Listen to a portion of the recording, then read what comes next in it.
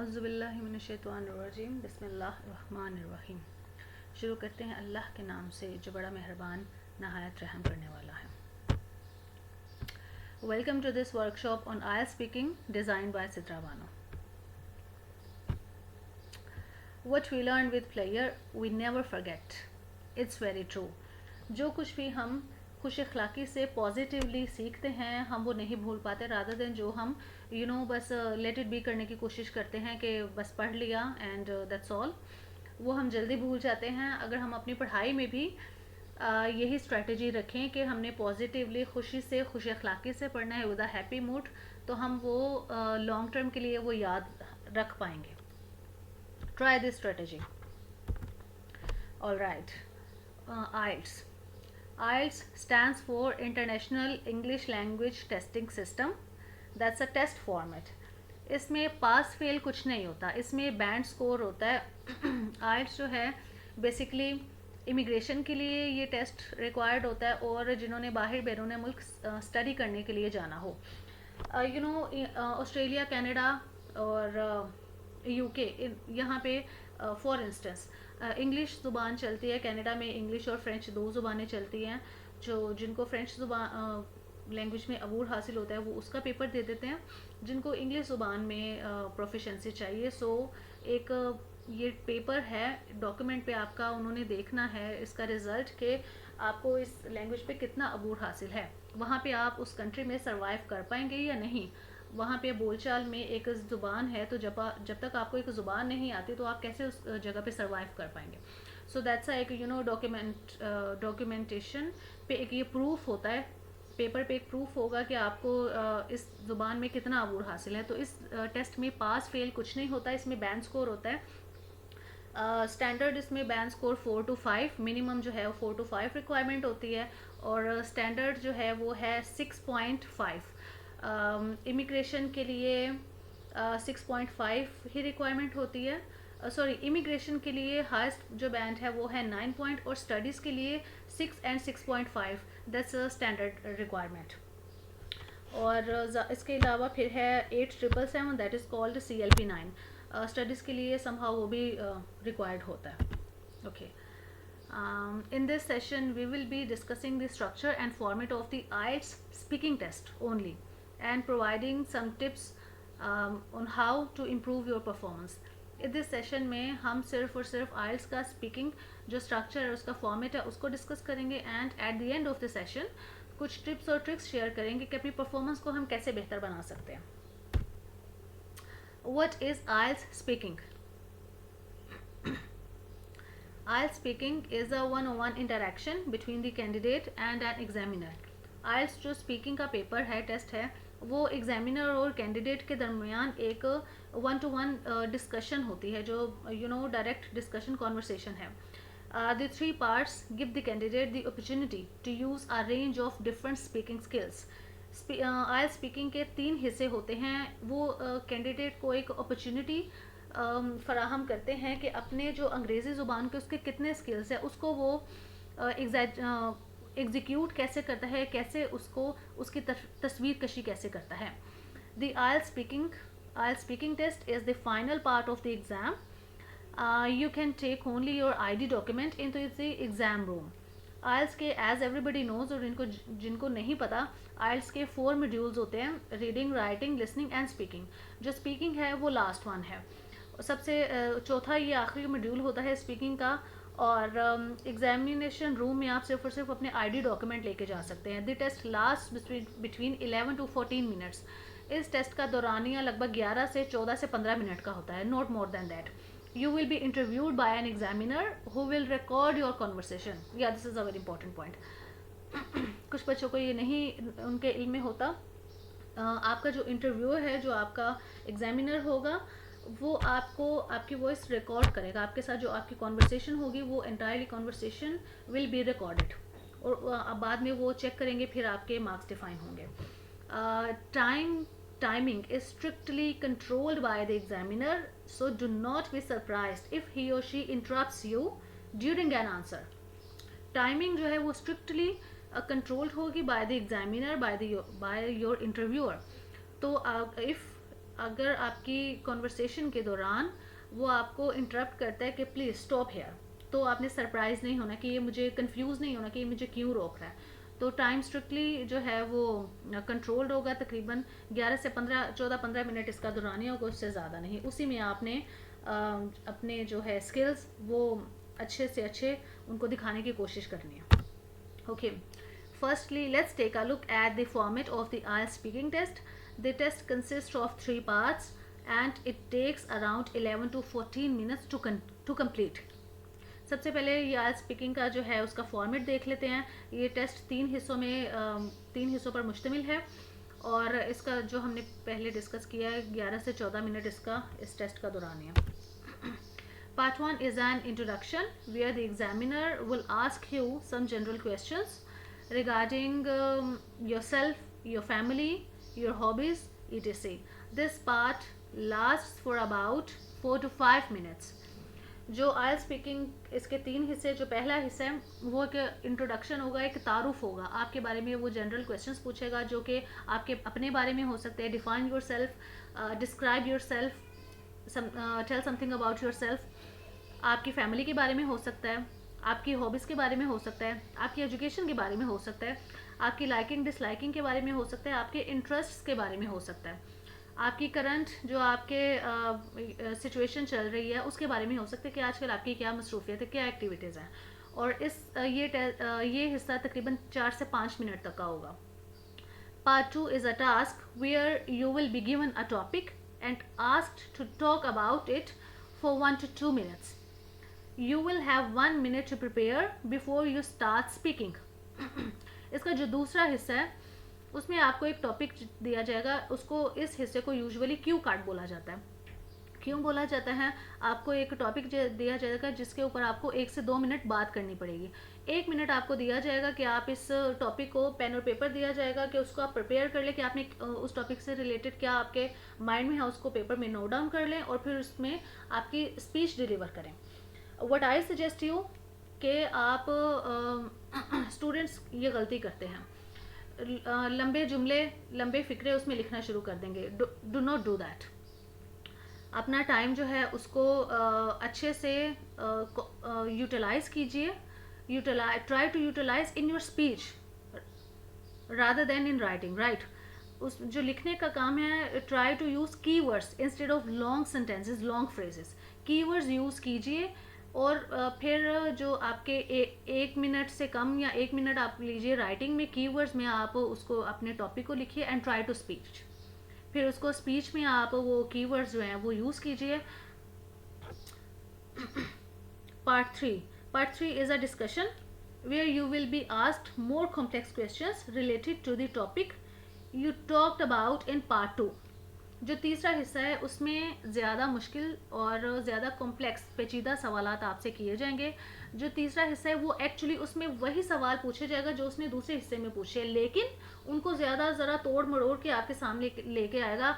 Y, when, how, where, इस किस्म के सवालात उसमें जोड़ देगा और वही टॉपिक जो उसने दूसरे हिस्से में आपसे पूछा था वही सवालात को रीफ्रेज करके वो आपके सामने तीसरे हिस्से में लेके आएगा। This part last for about 4 to 5 minutes और ये हिस्सा तकरीबन 4 से 5 मिनट तक रहेगा। Okay, now the important thing, assessment criteria. IELTS का एक्चुअली स्पीकिंग का असेसमेंट क्राइटेरिया होता क्या है? The aim of the test is to assess your ability to communicate effectively. जैसे पहले जिक्र हुआ कि अंग्रेजी ज़ुबान में आपको कितना अबूर हासिल है। It's not our native language, right. So इस ज़ुबान में आपको कितना अबूर हासिल है, कितना इफ़ेक्टिवली, कितना फ्लुएंटली, कितना स्मूथली और आप इसके साथ हैं और कितना फ्रेंडली आप इस लैंग्वेज के साथ हैं। इस चीज़ का अंदाज़ा लगाने के लिए आपका ये टेस्ट लिया जाता है। इंटरव्यूअर 4 चीज़ों को मद्देनज़र रखते हुए आपकी असेसमेंट करेगा, आपका अंदाज़ा लगाएगा कि आप कितना इस अंग्रेज़ी से, इस ज़ुबान से आपकी जान पहचान है। नंबर 1, फ्लुएंसी एंड कोहेरेंस, रवानगी और हमाहंगी इस ज़ुबान के साथ आपकी कितनी है। नंबर 2, लेक्सिकल रिसोर्सेज, जो आप लफ्ज़ बोल रहे हैं, जो जुमला बोल रहे हैं, आया कि आपको इसका मतलब भी पता है या नहीं। Number 3, grammatical range and accuracy, आपकी ग्रामर कहाँ तक दुरुस्त है, आपकी ग्रामर रेंज कितनी वसी है, कितनी महदूद है। नंबर 4, तलफ़ुज़, प्रोनंसिएशन, एक लफ्ज़ बोलने का आपका तलफ़ुज़ क्या है, आप उसकी अदायगी सही कर भी रहे हैं या नहीं। All criteria have equal weightage, ऐसा नहीं है कि किसी में आपको ज़्यादा फोकस दें या किसी में कम फोकस दें, आपको चारों में इक्वल फोकस देना पड़ेगा, equal important. Okay, the IELTS speaking test is a way to measure your ability to communicate in English. IELTS का जो स्पीकिंग टेस्ट है आपकी अंग्रेज़ी में बातचीत करने की सलाहियत की पैमाइश करने का एक तरीका है। It's not about using fancy और डिफ़िकल्ट वर्ड्स, ये फैंसी या मुश्किल अल्फाज इस्तेमाल करने के बारे में बिल्कुल भी नहीं है, और ये आपने सोचना भी नहीं है कि मेरी फैंसी मैं वर्ड्स इस्तेमाल करूँगा, मुश्किल अल्फाज वोकेबलरी मेरी भारी भरकम हैवी सी वोकेबलरी होगी, so I will get good marks, not at all. But simple and fluent English that can be easily understood by the examiner, बल्कि सादा और रवानी वाली अंग्रेज़ी है जिससे एग्जामिनर मुमतहिन आसानी से समझ सकता हो। जो हमने 4 पॉइंट्स डिस्कस किए हैं, late explain them. Okay, number 1, fluency and coherence. रवानगी और हमाहंगी का क्या मतलब है जी? Means how well you can speak without hesitation, repetition or self correction, and how well you can link your ideas and sentences together. आप रवानगी और हमाहंगी का मतलब है कि आप बगैर किसी हिचकिचाहट, तकरार या खुद तस्हीह के कितनी अच्छी तरह से बोल सकते हैं और अपने ख्यालात और जुमलों को आपस में कितनी अच्छी तरह से जोड़ सकते हैं। Number 2 is lexical resources, which means how wide and accurate your vocabulary is and how well you can use different words and expressions to convey your meaning. Number 2, जो बात की कि कोई लफ्ज़ या जुमला आप बोल रहे हैं तो उसका आपको लुग़वी मतलब, आपको उसके मायने पता है या नहीं, का मतलब क्या है कि आप जो ज़ख़ीरा अल्फाज आपका कितना वसी है और कितना दुरुस्त है, और आप अपने मायने को बयान करने के लिए मुख्तलिफ अल्फाज और तासुरात को किस हद तक इस्तेमाल कर सकते हैं। Number 3 is grammatical range and accuracy, that means how varied and correct your grammar is and how well you can use different structures and tenses. आपकी ग्रामर की हद कितनी दुरुस्त है और कितनी वसी है, इसका मतलब ये कि आप का ग्रामर कितना मतनू, कितना दुरुस्त है, और आप मुख्तलिफ साख्तों और अदवार को किस हद तक इस्तेमाल कर सकते हैं। Number 4, last one is pronunciation, that means how clear and appropriate your speech sounds are and how well you can use features like stress, intonation and rhythm. तलफ़ुज़ का मतलब ये है कि आपकी तकरीर की आवाज़ें कितनी साफ़ और मुनासिब हैं, और आप तनाव, लहजे और ताल जैसे खुसूसियात को कितनी अच्छी तरह से इस्तेमाल कर सकते हैं। I hope the all points are clear yet. Alright, now which part is the most important? The simple answer is that the 3 parts are not scored separately. जो तीनों हिस्से हैं उनका अलग से आपको स्कोर नहीं होगा, पहले हिस्से का इतना स्कोर, दूसरे का इतना, तीसरे का इतना, not. The examiner rates the students performance as a whole. Examiner जो है वो आपको आपके पूरे टेस्ट के पेपर देगा। In this sense neither part is more important,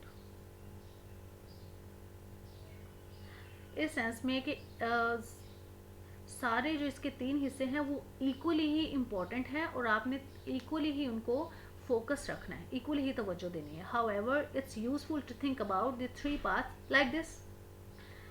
Part 1 is supposed to be quite easy, like a warm-up. So you won't get a high score if you only do well in this part. जो इसका पहला हिस्सा है, part 1 है, वो एक warm up introduction है। तो अगर आप सोचें कि मैंने इसमें सारे अच्छे सवाल दे दिए, सिर्फ और सिर्फ इसी में मेरी अच्छी परफॉर्मेंस रही है तो मैं अच्छा बैंड स्कोर ले सकता हूँ, no, you are wrong here. Number 2 is when the examiner really gets a chance to assess how good you are. He or she will now have an idea of what scores to give you. जो दूसरा हिस्सा है उसमें somehow examiner को idea हो गया कि आप where actually you stand out, आपको कितने, आपके पास कितने स्किल्स हैं, कितना आप इस अंग्रेज़ी ज़ुबान में अबूर हासिल रखते हैं। तो यहाँ पे उसको somehow एक आइडिया हो गया कि आपको कितने मार्क्स देने चाहिए। During part 3, the examiner is making his or her final decision. A good performance here can boost your score. जो तीसरा हिस्सा है उसमें एग्जामिनर अपना फैसला ले चुका होता है, एक फैसले पर पहुंच चुका होता है कि आपको कितने मार्क्स देने हैं आपकी परफॉर्मेंस के ऊपर। Okay, what are they looking for? Examiner, आपका इंटरव्यूअर एक्चुअली आप में तलाश क्या कर रहा होता है, उनकी तलाश क्या? If you know what is important to IELTS examiner, it improves your chances of success. अगर हमें ये पता हो कि एग्जामिनर की तलाश क्या, वो क्या हमें ढूंढ रहा है, तो डेफिनेटली ये हमारे चांसेस, हमारी कामयाबी के जो मौके हैं उनको बढ़ाएगा। These guidelines refer to every part of the speaking test. ये कुछ गाइडलाइंस हैं जिनको हम देखेंगे, ये आई स्पीकिंग के तीनों हिस्सों को उनमें आपको मदद देंगी। Stick to them and you will satisfy your examiner. अगर इनको फॉलो करते हैं तो आप अपने एग्जामिनर को समहाउ किसी हद तक उसको मुतमईन सेटिस्फाई कर सकते हैं। Number 1, speak without long pauses when you are trying to think of something to say. जब आप कुछ बात करने का सोच रहे हैं तो लॉन्ग पॉजेस से परहेज कीजिए।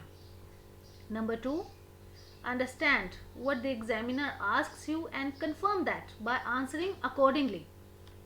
पहले समझिए कि एग्जामिनर ने एक्चुअली आपसे पूछा क्या है, फिर उसके मुताबिक उसको जवाब देने की कोशिश कीजिए। Do not go here and there, just focus on the center of the question। Number 3, demonstrate how many smart words you know। Yeah, very important। उसको डिमॉन्स्ट्रेट कीजिए, उसके सामने एक तस्वीर लेके आइए, एक इमेज उसके सामने प्रेजेंट कीजिए कि कितने स्मार्ट वर्ड्स आपको पता हैं, मतलब आप इस लैंग्वेज से कितना फेमिलियर हैं। Use all the tenses when you speak, past, present and future equally and use them correctly.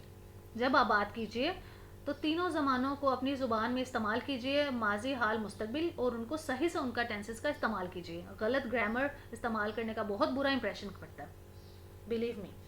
Okay, next is pronunciation. Pronounce the words correctly.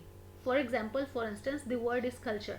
जिसको नहीं पता वो CULTURE, वो कल्टर भी पढ़ सकता है। ये जिसको पता है कि TU वो चे की आवाज़ निकालेगा, वो तो कल्चर ही बोलेगा। जिसको नहीं पता वो कल्टर भी बोल सकता है। सो अब तो डिजिटल वर्ल्ड है, हर बच्चे के, हर किसी के पास, हर किसी के हाथ में मोबाइल है, तो आप मोबाइल में एक अच्छी डिक्शनरी कीजिए। अब तो ऑफलाइन डिक्शनरी भी काफ़ी सारी अवेलेबल हैं। जिस किसी एक वर्ड में आपको थोड़ा सा भी डाउट है कि इसकी प्रोनाउंसिएशन कैसी हो सकती है, चेक दैम, उसको चेक कीजिए, चेक दैट आउट, उसकी प्रोनाउंसिएशन देखिए and repeat that. once repeat that, twice repeat that, जब तक आपका वो तलफ़ुज़ सही नहीं हो जाता। And believe me, self correction is the best thing. जब आप उसको खुद दुरुस्त करेंगे तो आप उसको कभी नहीं भूलेंगे। लास्ट वन इम्पॉर्टेंट है, accent. Accent has nothing to do with your pronunciation, so it will never affect your results. Accent जो है इम्पोर्टेंट है, लेकिन इतना इम्पोर्टेंट नहीं है कि आप ऑब्सेशन में चले जाएं कि मेरा अमेरिकन और ब्रिटिश एक्सेंट नहीं है। I am Pakistani, I am from Jat family, I am from Pakistani Punjabi family, मेरा ब्रिटिश और अमेरिकन एक्सेंट मेरा कभी नहीं हो सकता। I will try my heart, तो हो सकता है। ये अंग्रेज़ी मेरी ज़ुबान नहीं है, it's not my native language. If I want to speak in it, I need to learn it first, right? So accent जो है important है, लेकिन उसके obsession में नहीं जाना कि मेरा accent अंग्रेज़ों की तरह नहीं है। That takes time। हो सकता है, nothing is impossible, that takes time। अगर आप committed हैं, devoted हैं, तो हो सकता है, why not? लेकिन अगर नहीं भी है तो आप अपना पैगाम पहुंचा रहे हैं, convey करें, that's all। ओके, सब इम्पोर्टेंट पॉइंट डिस्कस कर लिए। नाउ इम्पोर्टेंट थिंग, वाई जो हमने डिस्कस किया वो सब स्टूडेंट्स को पता है, स्ट्रेटजी पता है, टेक्निक्स पता है, पेपर पैटर्न सबको पता है, तो फिर भी why students fail in the IELTS testing system, IELTS speaking system. तलबा इसमें जो आइल्स का स्पीकिंग है उसमें फेल क्यों होते हैं, उनके मार्क्स जो डिज़ायरेबल बैंड है वो क्यों नहीं आ पाता, स्ट्रेटजी उसका पैटर्न सबको पता है, फिर क्यों नहीं आ पाता। One of the most important reason students fail in the IELTS exam is due to a lack of preparation or practice। तलबा के इम्तिहान में नाकाम होने की एक आम और एक बड़ी वजह कमी किस चीज़ की है, तैयारी की कमी है, मश्क की कमी है। IELTS exam is not easy, ऐसा नहीं है कि आइल्स एग्ज़ाम इज़ बहुत ईजी है, it's not a piece of cake, right? So, IELTS exam requires a good amount of practice and preparation, especially for students who are non-native English speakers. IELTS exam इतना आसान नहीं है, इसके लिए अच्छी खासी मश्क तैयारी की ज़रूरत होती है, ख़ास तौर पर उन तलबा के लिए जो गैर मुकामी अंग्रेज़ी बोलने वाले हैं, जिनकी ये नेटिव ज़ुबान नहीं है, उनको इसमें मेहनत करने की ज़रूरत है। वाई मी, या अब पेपर दे लिया, मेहनत भी कर ली, लेकिन अपना डिज़ायरेबल बैंड नहीं आया, अपना डिज़ायरेबल रिजल्ट नहीं आया। वाई मी ये बड़ा एक इम्पॉर्टेंट चीज़ है। I want to share my personal experience. I am C S S qualified. जब मेरी पहली अटैम्प्ट थी, in my first attempt I wasn't cleared my written, तो I was in you know I was so stressed, मैं depression में चली गए थे, I was in a trauma somehow कि इतनी ये ऐसे पेपर्स है कि इनके साथ आपका कनेक्शन ही और होता है, आप कहीं और सोचों में पहुंच जाते हैं। तो कि मैं क्लियर क्यों नहीं कर पाई, मैंने पूरी मेहनत की, पूरी टाइम डिवोटेड कमिटेड थी अपने एम के साथ, तो फिर मैं क्यों नहीं कर पाई। तो एक बार फिर मेरे टीचर ने मुझसे पूछा, सिद्रा क्या आपने अपने स्टडी अपने पेपर्स के साथ सही में जस्टिस किया? Do you really think you had justice with your study with these kinds of papers? I was numb. मेरे पास इसका जवाब नहीं था कि मैं क्या जवाब दूँ, सही है या नहीं है। तो आप रिज़ल्ट के बारे में आप छोड़िए, टेंशन छोड़िए, मेहनत कीजिए रिज़ल्ट के। इस पे एक मुझे बड़ी वो पंजाबी की कोटेशन याद आ रही है, माली दा कम पानी लाना पर पर मशका पावे, मालिक दा कम फल फुल लाना, लावे या ना लावे। आप अपनी मेहनत कीजिए, just concentrate, focus on your work, hard work plus smart work, and उस रिजल्ट्स जो हैं वो अल्लाह ताला पर छोड़ दीजिए। आपकी मेहनत कभी रायगा नहीं जाएगी, अल्लाह ताला का वादा है। रिजल्ट्स के बारे में सोच कर अपने परफॉर्मेंस पे असरअंदाज क्यों होने देते हैं? तो ये जो वाई मी का है कि मैं क्यों, इट हैपन्स विद एवरीबडी। इंसानों के साथ होने वाली चीज़ें हमारे साथ भी हो सकती है। और जो you know what I believe, जो नाकामी है वो एक्चुअली एक अपॉर्चुनिटी है कि जब इंसान फेल होता है किसी भी स्टडीज़ में, किसी भी लाइफ के हिस्से में, तो दोबारा से हम जब रीटेक लेते हैं तो और उसमें एफर्ट इनपुट करते हैं और मेहनत से करते हैं। बहुत सारी चीज़ें हम ऐसी होती है जो हमारे लिए नई होती है, जो हम दोबारा से नई चीज़ें सीखते हैं। तो फिर अपनी मेहनत पर तवज्जो दीजिए, अपने रिजल्ट्स पर नहीं। जब मेहनत अच्छी कर दी, पूरी डिवोटेड आपने पढ़ा, कमिटेड होके पढ़ा, तो फिर hope for the best and best will happen, right? Now we have major reasons why students don't achieve a band 7 in IELTS speaking. कुछ मेजर रीजंस है कि स्टूडेंट के स्पीकिंग में बैंड 7 क्यों नहीं आ पाता। They think there is a magic formula for ageing the exam. बच्चे सोचते हैं कि इम्तिहान में कामयाबी हासिल करने के लिए एक जादुई फार्मूला होगा। ऐसा नहीं है बिल्कुल भी। नंबर 2, आपको अब खुद ही मेहनत करनी पड़ेगी। Number 2, they book the exam when they are not ready. हाँ जी, बच्चे जो हैं वो अपना स्लॉट बुक कर लेते हैं, पेपर बुक कर लेते हैं, लेकिन वो उसके लिए प्रिपेयर नहीं होते कि चलो फर्स्ट यूजुअली, हाँ जी, ये क्या होता है कि पहली attempt let's see what will happen, कुछ ना भी होगा तो एक्सपीरियंस तो होगा ना। Not at all. आपने एक्सपीरियंस क्यों करना है? आप अच्छा परफॉर्म कीजिए, उसको क्वालिफाई करने की कोशिश कीजिए ना। अगर आपने वो एक्सपीरियंस करना है, सो here are loads of mock tests available for you in the form of online and in the form of physical institutions as well. तो अगर आपने एक्सपीरियंस करना है तो आप वो कर सकते हैं। इस ये जो फाइनल टर्म है, इसको एक्सपीरियंस के तौर पर आप इसको यूज़ मत कीजिए, I advise you. Number 3, poor study ethics. नाकस मुताला होता है, जो कमी होती है तालीम की, आपकी मश्क की और प्रैक्टिस की कमी होती है। Number 4, poor answer development. जवाब देने का आपका फॉर्मेटिव दुरुस्त नहीं होता। Number last, not receiving the correct teachers feedback. उस्ताद की एक दुरुस्त उस्ताद की राय आपके पास नहीं होती, लैक ऑफ इवेल्युएशन होते हैं आप लोग, आपकी performance where you stand out आपकी परफॉर्मेंस क्या है, लैक ऑफ इवेल्युएशन होते हैं, ये बहुत बड़ा रीज़न है। कोई आपको इवेल्युएट नहीं करने वाला होता कि आपकी परफॉर्मेंस क्या है, I you are able to give your best shot और not. Okay, now turn is how can I good marks in speaking test. अब ये हम डिस्कस करते हैं कि पेपर में अच्छे मार्क्स हम कैसे ले सकते हैं। Number 1, don't memorize answers. जवाबात को याद मत कीजिए। Try to understand the question and answer accordingly that. जो आप सवाल को समझने की कोशिश कीजिए, फिर उसके मुताबिक उसको जवाब दीजिए। मेमोराइज किए हुए सवाल जवाबात मत दीजिए। Number 2, don't use big and unfamiliar words. बड़े और गैर मानूस अल्फाज इस्तेमाल करने से गुरेज कीजिए। Use a range of grammatical structure. Use a wide range. Grammar का एक वसी जो है रेंज, उसको इस्तेमाल करने की कोशिश कीजिए। दिखाइए कि कितनी आपको इस ज़ुबान में अबूर हासिल है, कितनी फ्लुएंसी है आपको। Don't worry about your accent. ये पहले भी बात हो चुकी है, अपने लहजे की फ़िक्र मत कीजिए। जो एक्सेंट है वो इम्प्रूव होता रहेगा साथ साथ। Do not take a long pauses when you think, while you're thinking. सोचते हुए, सोचने के अमल के दौरान छोटे छोटे पोज लीजिए, लंबे पोजेस से अवॉइड कीजिए।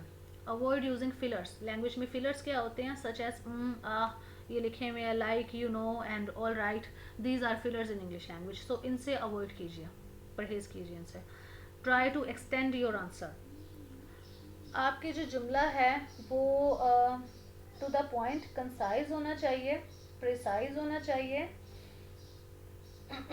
लेकिन तो उसको यही आपने उसके सामने वो अपने जुमले में दिखाना है कि कितनी प्रोफिशेंसी है आपको इस ज़ुबान में। सिर्फ यस और नो में जवाब नहीं देना।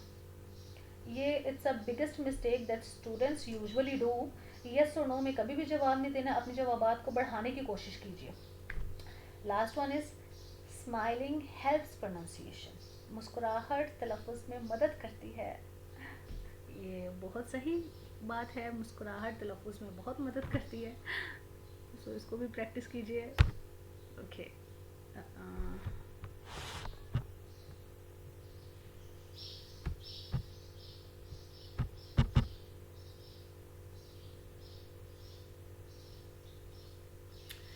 मैं अब हम कुछ टिप्स देख लेते हैं। बहुत से लोग ऐसा सोचते हैं कि जो स्पीकिंग का है बहुत मुश्किल है और इसमें बस वही लोग पास होंगे, ये क्लियर कर पाते हैं जिनको अपने ऊपर बड़ा कॉन्फिडेंट हो, और जो बाकी हैं वो क्या नहीं क्वालिफाई कराएंगे। Many people agree that the secret of the success in the speaking test is being confident and creative person. Does it mean that others will fail? Not at all. Creativity हर बंदे में है, confident हर बंदा है। The test is predictable. इस test की पेशीन गोई की जा सकती है। अगर हम सारे पास्ट पेपर्स देखें, we have an idea, at least rough, लेकिन वी हैव एन आइडिया कि what will we face in our paper, कि हमारे टेस्ट में क्या आ सकता है। तो इसका पेशीन गोई की जा सकती है, प्रिडिक्टेबल है। The following tips to prepare yourself to what is coming and have confidence on it. कुछ टिप्स हैं जिनको हम देखते हैं कि हम उनको कैसे प्रिपेयर कर सकते हैं, जिनकी बदौलत हम कॉन्फिडेंट फील करेंगे। Okay, speak clearly and fluently. Try to speak at a natural pace and avoid speaking too fast और टू स्लोली। पानी का बहाव आपने देखा है, पानी ना बहुत तेज़ बहता अच्छा लगा, ना ही बहुत आहिस्ता से। जो पानी का बहाव है, आपकी अंग्रेज़ी ज़ुबान की फ्लुएंसी बिल्कुल पानी के बहाव की तरह होनी चाहिए। ना आपने बहुत तेज़ बात करनी है, ना ही ओवर स्मार्ट बनना है, और ना ही बहुत स्लो बात करके अपने आप को अंडर एस्टिमेट शो करना। Make sure that you are speaking clearly and are easy to understand. आपने श्योर करना है इस चीज़ का, आपको कंफर्म होना चाहिए कि आप जो बात कर रहे हैं वो क्लियर बात कर रहे हैं और ईजी टू अंडरस्टैंड हो for everybody. use a wide range of vocabulary. Try to use a variety of words and phrases to express your ideas. अपनी vocabulary अच्छी कीजिए, अपने ideas को एक्सप्रेस करने के लिए, अपने आइडियाज़ का एहसासात का इजहार करने के लिए अच्छे अल्फाज का इस्तेमाल कीजिए. This will demonstrate that you have a good level of English vocabulary. ये आपकी इंग्लिश का जो वोकेबलरी का लेवल है उसको एक्सप्रेस करेगा कि आपको अच्छे अल्फाज का चुनाव पता है कि कहाँ पे क्या अच्छा, कौन सा अच्छा लफ्ज़ इस्तेमाल करना चाहिए. ये आपकी प्रोफिशेंसी में प्लस पॉइंट्स ऐड होंगे. Okay. Keep it simple. This tip refers to the whole speaking test. Don't start long and complicated sentences if you don't know how to finish them. ये जो टिप है ये पूरे test बल्कि IELTS के चारों जो मॉड्यूल्स हैं उन्हीं को ये रेफ़र करेगी. अगर आपको पता ही नहीं है कि एक चीज़ को ख़त्म कैसे करना है तो फिर उसको कॉम्प्लिकेटेड मत बनाइए, सिंपल रहने दीजिए. At least you know how to finish it. उसको सिंपल और आसान रहने दीजिए कि आपको पता है उसको ख़त्म कैसे करना है. रादर देन आप उसको मोर कॉम्प्लेक्स बना दे, कॉम्प्लिकेटेड बना दे, फिर आपको खुद ही ना पता उसको ख़त्म कैसे करना है. Keep your sentences simple and words understandable. अपने जो जुमले हैं, जो अल्फाज आप इस्तेमाल करें वो सिंपल वोकेबलरी अपनी रखिए और उनको समझ में आने वाला ऐसी आपकी ज़ुबान होनी चाहिए जो किसी के लिए भी समझ में आ सके. If you make grammatical errors it's okay, everybody do it. Correct your self, अपने आप को दुरुस्त कीजिए, उसमें कोई हार्म नहीं है. बट डोंट ओवर डू, लेकिन ज़रूरत से ज़्यादा मत कीजिए. You must sound fluent. अपनी self correction is the best thing, लेकिन पेपर से पहले कीजिए. During your test, during your final term, final shoot, आप अगर आपने आपको बार बार करेक्ट करेंगे सो वो ऐसा लगेगा कि आप इसमें इस ज़ुबान में फ्लुएंट नहीं है.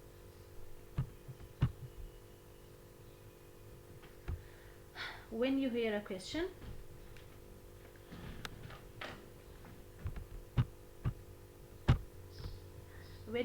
question, your mind automatically draws an image with the answer.